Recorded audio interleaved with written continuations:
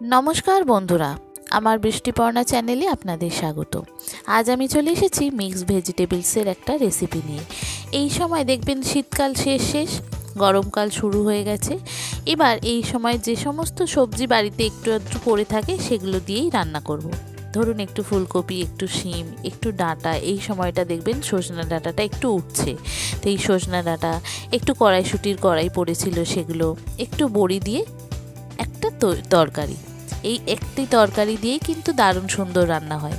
তো চলুন তাহলে রেসিপিটি দেখে নেওয়া যাক। এই দেখুন একটুখানি ফুলকপি পড়েছিল, একটু শিম, আলু, একটু কড়াইশুঁটি আর 2-3টে ডাঁটা নিয়েছি, একটু পেঁয়াজ, টমেটো আর একটু বড়ি।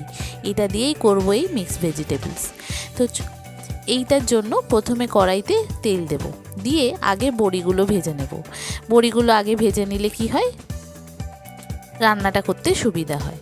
তো বেশ কিছুটা তেল দিয়ে আগে একটু বেশি করে বড়ি দেব। এই তরকারিগুলোতে দেখবেন বড়িটা একটু বেশি দিলে খেতে ভালো লাগে। আর যেহেতু 5 মিশালি সবজি আছে, এই ফেলা ছড়া সবজিগুলো, একটু একটু করে পড়ে থাকা সবজিগুলো দিয়েই এত সুন্দর খেতে লাগে। আর বড়িটা দিলে তো মারাত্মক খেতে লাগে। তো সেই জন্যই বড়িটা একটু বেশি করে দেব, দিয়ে বড়িটা ভালো করে লাল লাল করে ভেজে তুলে নেব। বড়িটা ভেজে তুলে নেওয়া হয়ে গেলে তারপরে একটু ফোড়ন দেব, তেজপাতা, শুকনো লঙ্কা, জিরে আর একটু পাঁচফোড়নটা একটু ভালো করে বেশি করে দেবেন, তাতে গন্ধটা ভালো আসে। আর ফোড়নটা একদম পুড়ে যাওয়ার আগের মুহূর্ত অবধি আপনি ভাজবেন। এই ফোড়নটা যত ভালো করে ভাজা হবে না, তরকারির স্বাদটা কিন্তু, গন্ধটা তত ভালো আসে। তো ফোড়নটা আমি এখানে 5 ফোড়নটা 2 চামচ দিয়েছি, একটা শুকনো লঙ্কা, তেজপাতা, সামান্য একটু জিরে দিয়ে ফোড়নটাকে খুব ভালো করে ভেজে নিয়ে তারপরে আলুগুলো আগে দিয়ে দেব। কেন, আলুগুলোই সিদ্ধ হতে একটু টাইম লাগে, নতুন আলু তো। এটা ঢাকা দিয়ে আলুটা ভেজে নেব। আলুটা ঢাকা দিয়ে একটু ভেজে নেওয়ার পর তারপরে আস্তে আস্তে শিম, তারপরে ফুলকপি, তারপরে ডাঁটা, কড়াইশুঁটি, যেগুলো নিয়েছি, পেঁয়াজ, একে একে সবকটা দিয়ে দেব। দিয়ে এগুলো ভালো করে নাড়াচাড়া করতে থাকবো। আস্তে আস্তে এগুলো ভালো করে নেড়ে ঢাকা দিয়ে ভাজতে ভাজতে দেখবেন সবজিটাও অনেকটা কমে যাচ্ছে, আর ভাজাটাও কিন্তু খুব ভালো হচ্ছে। এগুলো ভাজা হয়ে গেলে তারপরে বেসিক মশলাগুলো এক এক করে দেব। বন্ধুরা, রেসিপিটি যদি ভালো লাগে তাহলে আমার চ্যানেল বৃষ্টিপর্ণাকে অবশ্যই সাবস্ক্রাইব ও ফলো করে দেবেন, আর পাশে থাকার বেল আইকনটি অন করে দেবেন। তাহলে ভিডিও আপলোডের সাথে সাথেই আপনাদের কাছে নোটিফিকেশান চলে যাবে ভিডিও আপলোডের। কেমন হলো রেসিপিটি অবশ্যই কমেন্ট করে জানাবেন। যদি ভালো লাগে তাহলে একটা লাইক ও শেয়ার করে দেবেন। এবার সবজিগুলো মোটামুটি ভাজা হয়ে গেছে, দেখুন পেঁয়াজটার কালারটা চেঞ্জ হয়ে গেছে। এবার সামান্য পরিমাণ, খুব বেশি এতে মশলা দেওয়ার দরকার পড়ে না, একদম চা চামচের, মানে যে মশলার চামচ আছে সেই চামচের হাফ চামচের কম কম করে মশলা দিলেই হবে। সামান্য একটু জিরে, ধনে, একটু লঙ্কার গুঁড়ো দিয়েছি, আর দিয়েছি সামান্য একটু চিনি, আর দিয়েছি নুন আর একটু হলুদ দিয়ে এটাকে খুব ভালো করে ভেজে নেব। মশলাটাকে সবজির সঙ্গে ভালো করে ভেজে নেব।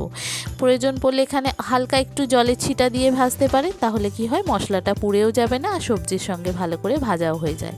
মশলাটা কষানো খুব ভালো করে হয়ে গেলে তারপরে পরিমাণ মতো জল দিয়ে দেব এটা সিদ্ধ হওয়ার জন্য। এটা সিদ্ধ হয়ে গেলে, সবজিগুলো সিদ্ধ হয়ে গেলে তারপরে 2-4টে বড়ি রেখে দেব, দিয়ে বাকি বড়িগুলো দিয়ে দেব।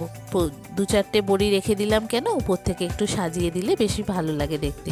আর বাকি সব বড়িগুলো সবজি সিদ্ধ হয়ে গেলে বড়িগুলো দিয়ে দেব। সবজির মধ্যে এই সবজির জুসটা, ঝোলটা বড়ির মধ্যে গেলে দেখবেন সেই বড়ির স্বাদটা কিন্তু খুব ভালো আসে। তো দেখুন পরিমাণ মতো জল দিয়ে দিলাম, দিয়ে এবার এটা ঢাকা দিয়ে দেবো সিদ্ধ হওয়ার জন্য। যে সমস্ত বন্ধুরা আমার ভিডিওটি দেখছেন অথচ আমার চ্যানেল বৃষ্টিপর্ণাকে সাবস্ক্রাইব ও ফলো করেননি, তাদেরকে অনুরোধ করব আমার চ্যানেল বৃষ্টিপর্ণাকে সাবস্ক্রাইব ও ফলো করার জন্য। তাহলে ভিডিও আপলোডের সাথে সাথেই আপনাদের কাছে নোটিফিকেশান চলে যাবে ভিডিও আপলোডে। কেমন হলো রেসিপিটি অবশ্যই কমেন্ট করে জানাবেন। যদি ভালো লাগে তাহলে একটা লাইক ও শেয়ার করে দেবেন। এই দেখুন কয়েকটা বড়ি রেখে দিয়ে বাকি সব বড়িগুলো দিয়ে দিলাম ঝোলের মধ্যে। এবার বড়িগুলো ঝোলেতে ভিজে গিয়ে দেখুন কতটা ফুলে উঠে পড়েছে। এবার সবজিগুলো সিদ্ধ হয়ে গেছে, তো নুন ঝালটা একটু চেক করে নেব। যদি নুন দিতে হয় বা যদি একটু ঝাল দিতে হয় এখানে দিয়ে দেব। দিয়ে এই তরকারিটি একটু মাখো মাখো করব। এই তরকারিটি দেখবেন একটু মাখো মাখোই খেতে ভালো লাগে। এমনিতেই তো মাছের ঝোল ঝাল বাঙালিদের প্রতিদিন পাতে থাকেই, তো একটু তরকারিটা একটু মাখো মাখো হলে দেখবেন সেই তরকারির স্বাদ একটু বেশি হয়। তো তরকারিটি একদম মাখো মাখো করব, তারপরে নামিয়ে নেব। এত সুন্দর লাগে এই রকম মানে না গরম না ঠান্ডা ওয়েদার, বসন্তকাল। আর এই সময় দেখবেন এই ডাঁটা দিয়ে এই বাড়িতে পড়ে থাকা যে সমস্ত সবজি পড়ে থাকবে সেই সবজিগুলো দিয়ে যে কোনো একটা তরকারি, আর বড়ি কিন্তু দিতেই হবে, বড়ি যদি না দেন তাহলে সেই তরকারির স্বাদই চলে যায়। তো বড়ি দিয়ে রান্না করলে এত সুন্দর খেতে লাগে কি বলবো আপনাদের। তো এটাই করেছিলাম, এই তরকারি আমাদের এখন প্রায় দিনই হয়। আর আজকে ভাবলাম আপনাদের সঙ্গে রেসিপিটা শেয়ার করি। অনেক রেসিপি তো শেয়ার করি, এই রেসিপিটাও আপনাদের সঙ্গে শেয়ার করি। একটু বড়ি বেশি দিয়ে করবেন, দেখবেন সেই তরকারি খেতে ভালো লাগে। আর বড়িটা যদি আপনার বাড়ির দেওয়া তৈরি হয়, বাড়িতে বানানো বড়ি হয়, তাহলে তো আর কথাই নেই। তো এইভাবেই করেছিলাম এই তরকারিটি। দেখুন এবার ঝোলঝোলটা কমে গেছে, মাখো মাখো হয়ে গেছে, এবার নামিয়ে নেব। গরম ভাতে অসাধারণ লাগে খেতে। আপনারাও কি এইভাবে খান? যদি খান সেটাও আমাকে কমেন্ট করে জানাবেন। অল্প তেল মশলায় আর এই রকম ডাঁটা দিয়ে বড়ি দিয়ে তরকারি, মিক্সড ভেজিটেবলস, আপনারাও কি খান? যদি খান সেটাও আমাকে কমেন্ট করে জানাবেন। যারা পুরানো রাঁধুনি তারা হয়তো এই রকমভাবেই খান, কিন্তু যারা নতুন রাঁধুনি একবার এই রকমভাবে ট্রাই করতে পারেন, খুব ভালো লাগে খেতে। দেখুন কত সুন্দর লাগছে, আপনাদেরকে একটু কাছ থেকে দেখাই। দেখুন অসম্ভব সুন্দর খেতে হয় আর দারুণ স্বাদ হয় এই সময় খেলে।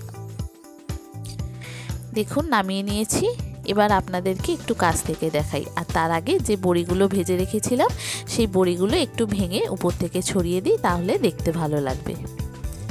এই দেখুন কত সুন্দর লাগছে, খেতেও অসাধারণ হয়। আগে না খেয়ে থাকলে এইভাবে একবার ট্রাই করতে পারেন বন্ধুরা। খুব সুন্দর, যে সমস্ত সবজি পড়ে থাকে সেই সবজিগুলো দিয়েই একটা সবজি হয়ে যায় মিক্স ভেজ। আর এই রকমভাবে বড়ি দিয়ে রান্না করলে তো অসম্ভব সুন্দর লাগে। কেমন হলো জানাবেন। ভালো থাকবেন, সুস্থ থাকবেন, সাবধানে থাকবেন। দেখা হবে নেক্সট ভিডিওতে। থ্যাংক ইউ বন্ধুরা।